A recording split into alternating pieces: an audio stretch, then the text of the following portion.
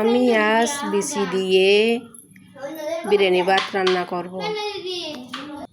তেল দিলাম প্রথমে,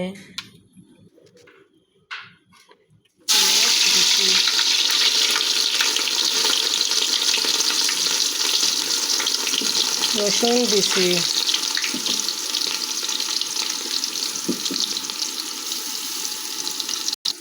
তেজপাতা দিছি, হলুদের গুঁড়া দিলাম, বাহরের গুঁড়া দিলাম, জিরার গুঁড়া দিলাম, এলাচি দিলাম, লবণ দিছি,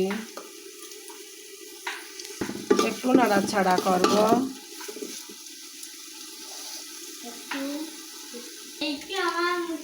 এখন চালগুলো দিয়ে দেব।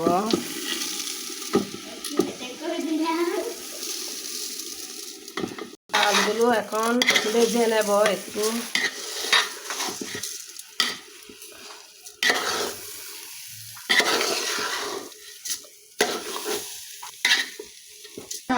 চাউলগুলো ভাজা শেষ, এখন পানি দেব, পরিমাণ মতো পানি দেব। এখন পানি দেওয়া শেষ হলো, এখন সিদ্ধ করে নেব।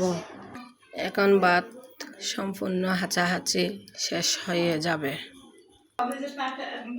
আমার বিচি দিয়ে ভাত রান্না হলো, রান্না শেষ হলো।